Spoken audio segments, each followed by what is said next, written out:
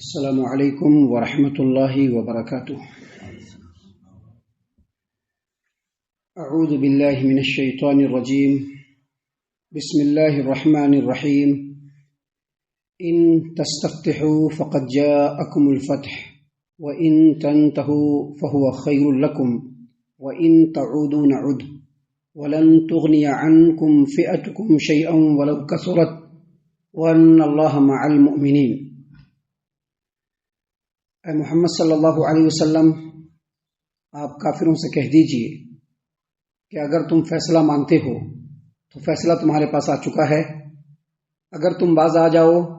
تو وہ تمہارے لیے بہتر ہے، اور اگر تم دوبارہ پہلے کی طرح سے کرو گے تو ہم بھی اسی طرح سے کریں گے، اور تمہاری جماعت اگرچہ کتنی ہی زیادہ کیوں نہ ہو تمہیں کچھ بھی فائدہ نہیں دے سکتی، اور بے شک اللہ تبارک و تعالیٰ ایمان والوں کے ساتھ ہے۔ محترم سامعین کرام، سورۃ الانفال سورہ نمبر 8 اور اسی سورت سے آیت نمبر 19 آپ کے سامنے تلاوت کی گئی۔ آیت کریمہ کا ترجمہ بھی اللہ تبارک و تعالیٰ کی توفیق سے اور اس کی اذن سے آپ کی خدمت میں پیش کیا گیا۔ محترم سامعین کرام، اس آیت کریمہ میں اللہ تبارک و تعالیٰ نے محمد عربی صلی اللہ علیہ وسلم کو مخاطب کرتے ہوئے کہا کہ آپ مشرکین مکہ سے کہہ دیجئے، مشرکین مکہ سے کہا جا رہا ہے کہ آپ مشرکین مکہ سے کہہ دیجئے، کافروں سے کہہ دیجئے کہ اگر تم فیصلہ چاہتے ہو تو فیصلہ ہو چکا ہے۔ فیصلہ اگر تم چاہتے ہو، فیصلہ مانگتے ہو، مطلب یہ ہے کہ اگر تم اللہ تبارک و تعالیٰ سے مدد طلب کر رہے ہو، یہ چاہتے ہو کہ اللہ تبارک و تعالیٰ تمہارا فیصلہ کر دے، چاہتے ہو کہ اللہ تبارک و تعالیٰ تمہارے اور تمہارے مومن دشمنوں کے درمیان فیصلہ کر دے، تو فیصلہ آ چکا ہے۔ اس آیت کریمہ کی تفسیر میں امام ابن ابی حاتم نے تفسیر ابن ابی حاتم کے اندر امام محمد بن اسحاق سے، اور انہوں نے امام زہری سے، اور انہوں نے عبداللہ بن ثعلبہ بن سعیر سے روایت کیا کہ جب بدر کا دن ہوا، جس دن جنگ بدر ہونی تھی، اس دن صبح میں ابو جہل نے اللہ تبارک و تعالیٰ سے دعا کی کہ اللہ تبارک و تعالیٰ ہم میں اور مسلمانوں میں جو زیادہ رشتوں کو توڑنے والا ہو اور جو نئی بات لوگوں میں پیش کرنے والا ہو، غور سے سنیے گا، ہم میں اور مسلمانوں میں جو زیادہ رشتے کو توڑنے والا ہو اور جو نئی بات پیش کرنے والا ہو، اللہ تبارک و تعالیٰ آج اس کو تو ہلاک کر دے۔ اس طرح سے اس نے اپنے بربادی کا دروازہ خود کھول لیا۔ کیسے دروازہ کھولا؟ یہ جو اللہ کی بات ہے اور یہ جو نبی کا فرمان ہے، یہ کوئی نئی بات نہیں ہے، جیسا کہ آج کے ڈیٹ میں بھی کہا جاتا ہے۔ آج کے ڈیٹ میں بھی لوگ کہتے ہیں کہ یہ نئی بات ہے، ہم لوگ ایک زمانے سے اپنے باپ دادا کے طریقے سے کرتے ہوئے ہیں، اپنے سماج و معاشرے کے طریقے سے کرتے ہوئے ہیں، اپنے بڑے لوگوں کے بتائے ہوئے طریقے کے مطابق ایک زمانے سے کرتے ہیں، یہ قرآن کی بات ہے اور یہ جو حدیث کی بات ہے یہ نئی بات ہے۔ آج بھی لوگ کہتے ہیں،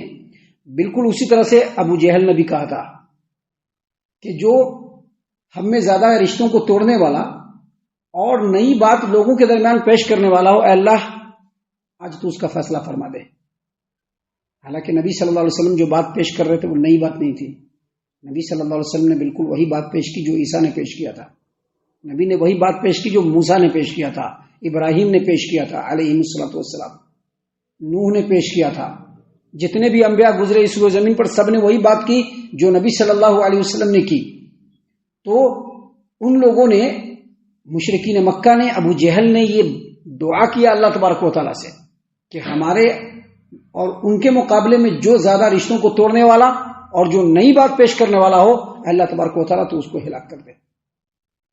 اس طرح سے اس نے اپنی بربادی کا دروازہ کھولا، اور اللہ نے یہاں پر آیت کریمہ نازل فرمائی ان لوگوں کو ہی بتلانے کے لیے کہ اگر تم فیصلہ مانگتے ہو تو فیصلہ آ چکا ہے۔ مسلمان 313 ہونے کے باوجود فتح و نصرت سے کامران ہو چکے ہیں، لہٰذا یہی اصل میں فیصلہ ہے۔ محترم سامعین کرام، امام احمد نے بھی اپنی مسند کے اندر عبداللہ بن ثعلبہ بن سعیر کی اسی روایت کو نقل کیا کہ جب جنگ بدر قائم ہوئی اور مسلمان اور مشرکین جب آمنے سامنے کھڑے ہو گئے، ایک دوسرے کے مد مقابل صف آرا ہو گئے، تو ابو جہل نے اللہ تبارک و تعالیٰ سے دعا کی کہ اللہ تبارک و تعالیٰ ہم دونوں جماعتوں میں جو زیادہ رشتوں کو توڑنے والا اور جو لوگوں میں نئی بات پیش کرنے والا ہو، اللہ تبارک و تعالیٰ تو اس کو ہلاک کر دے۔ تو اللہ تبارک و تعالیٰ نے یہ آیت کریمہ نازل فرمائی اور کہا کہ اسی لیے محمد کو فتح و نصرت سے نوازا گیا ہے، کیونکہ وہ نئی بات بھی نہیں پیش کر رہے ہیں اور رشتوں کو بھی نہیں توڑنے والے ہیں۔ محترم سامعین کرام، لیکن اس کے جسٹ اگینسٹ میں حافظ ابو جعفر ابن جریر طبری رحمہ اللہ نے تفسیر الطبری کے اندر امام سدی کی روایت کو پیش کیا کہ امام سدی نے کہا کہ جب کفار و مشرکین مکہ سے بدر کی طرف نکلنے لگے تو انہوں نے کعبہ کے غلاف کو پکڑ لیا، اور کعبہ کے غلاف کو پکڑنے کے بعد ان لوگوں نے دعا کیا کہ اللہ تبارک و تعالی ہم میں اور مسلمانوں کی جماعت میں ہم میں اور مسلمانوں کی لشکر میں جو سب سے اعلیٰ ہو، ہم میں اور مسلمانوں کی جماعت میں جو سب سے زیادہ افضل ہو، ہم میں اور مسلمانوں کی جماعت میں جو زیادہ بہتر ہو، اللہ فیصلہ اس کے حق میں فرما دے۔ تو اللہ تبارک و تعالیٰ نے محمد عربی صلی اللہ علیہ وسلم اور مسلمانوں کے حق میں فیصلہ فرما دیا۔ اللہ نے فرمایا محمد عربی صلی اللہ علیہ وسلم کو مخاطب کرتے ہوئے کہ آپ کہہ دیجئے کافروں سے کہ اے کافروں، ان تستفتحوا، اگر تم فتح مانگتے ہو، اگر تم فیصلہ مانگتے ہو، فقد جاءکم الفتح، تو فیصلہ آ چکا ہے، مسلمان کامیاب و کامران ہو چکے ہیں۔ آگے کہا وَإِن تَنْتَهُوا، اور اے کفار و مشرکین اگر تم باز نہیں آئے، اگر تم باز آ گئے، وَإِن تَنْتَهُوا، اگر تم باز آ گئے کس چیز سے؟ اللہ کے ساتھ کفر کرنے سے، نبی کو جھٹلانے سے، نبی کی مخالفت کرنے سے، اسلام کی دشمنی اور عداوت کو اپنے دل سے نکال دے کر کے تم اگر باز آ گئے، وَإِن تَنْتَهُوا، اگر تم باز آ گئے، فَهُوَ خَيْرٌ لَكُمْ، تو تمہارے لیے بہتر ہوگا، دنیا میں بھی بہتر ہوگا اور آخرت میں بھی بہتر ہوگا۔ آگے مزید کہا وَإِن تَعُودُوا نَعُدْ، اور اگر تم نے پہلے ہی کی طرح سے کیا، جیسا تم اس سے پہلے کر رہے تھے، اگر پھر ویسا ہی کیا تو ہم بھی ویسے ہی کریں گے، یعنی تم کو سزا دیں گے جیسے بدر میں سزا ملی ہے۔ یعنی اس سے یہ پتہ چلا کہ اس صورت کریمہ میں اللہ تبارک و تعالیٰ نے مسلمانوں کی بھی اصلاح کی اور کفار و مشرکین کو بھی بتلا دیا، ان کو آگاہ کر دیا کہ اگر تم پہلے جیسا ابھی کر چکے ہو پھر آگے ویسا کرو گے تو تم کو سزا دیا جائے گا، اور ویسے ہی ہوا۔ اس کے بعد جتنی بھی جنگیں ہوئی، کفار و مشرکین جب بھی آئے، اللہ تبارک و تعالیٰ نے ان کو نیست و نابود کر کے اور ملیا میٹ کر کے ہی واپس بھیجا۔ تو اللہ نے کہا کہ وَإِن تَعُودُوا نَعُدْ، اگر تم پہلے کی طرح سے دوبارہ کرو گے تو ہم بھی ویسے ہی تم کو دوبارہ سزا دیں گے۔ اور آگے مزید اللہ تبارک و تعالیٰ نے سمجھا دیا، جس میں مسلمانوں کے لیے بھی بہت زیادہ نصیحت ہے۔ اللہ تبارک و تعالیٰ نے فرمایا وَلَن تُغْنِيَ عَنْكُمْ فِئَتُكُمْ شَيْئًا وَلَوْ كَثُرَتْ، تمہاری جماعت چاہے کتنی ہی تعداد اس کی کیوں نہ ہو، تم کو کچھ بھی فائدہ نہیں دے گی۔ کیوں فائدہ نہیں دے گی؟ کیونکہ فتح و نصرت انہی کو ملے گی جن کے ساتھ اللہ ہوگا، فتح و نصرت انہی کو ملے گی جن کے ساتھ اللہ ہوگا۔ بدر میں 1000 لشکر لے کر کے آئے تھے کفار و مشرکین، لیکن اس کے بعد والے جنگوں میں اس کا 2 گنا 3 گنا کئی گنا بہت سارے لشکر لے کر کے آئے کہ کسی طرح سے مدینہ کے مسلمانوں کو ختم کر دے، ان کو ملیا میٹ کر دے، لیکن کبھی بھی وہ مسلمانوں کا بال باقا نہیں کر پائے۔ یہاں پر اس آیت کریمہ پر ہم ایک اور طریقے سے ہم غور و فکر کرتے ہیں تو ہمیں پتہ چلتا ہے کہ آج مسلمانوں کی تعداد بہت زیادہ ہے، لیکن پھر بھی آپ جس علاقے میں دیکھیں گے، چاہے کسی بھی ملک میں آپ دیکھ لیں، مسلمان ہمیشہ پست بنتے چلے جا رہے ہیں،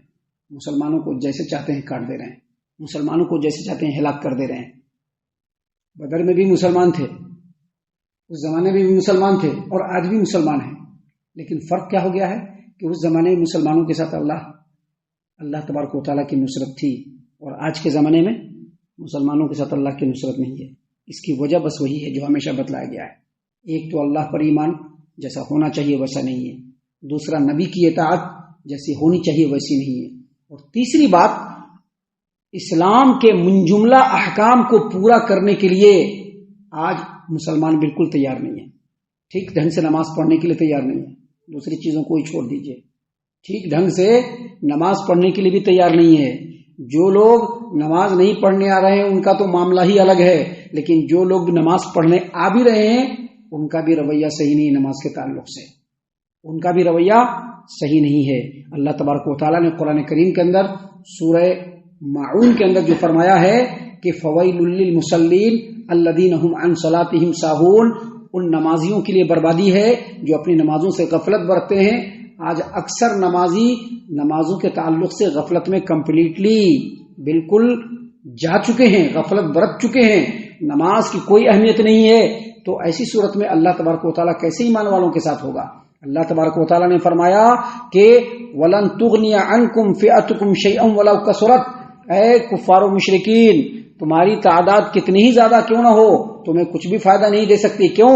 وَأَنَّ اللَّهَ مَعَ الْمُؤْمِنِينَ، کیونکہ اللہ تبارک و تعالیٰ ایمان والوں کے ساتھ ہے. آج مسلمان ایمان والا تو کہلا رہا ہے، لیکن اللہ تبارک و تعالیٰ مسلمانوں کے ساتھ نہیں ہے. یہی وجہ سے سماجی اعتبار سے ہو، دینی اعتبار سے ہو، چاہے کسی بھی اعتبار سے ہو، مسلمان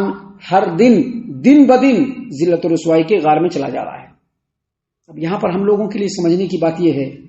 کہ اگر ہم لوگ آج بھی سمجھ لیں،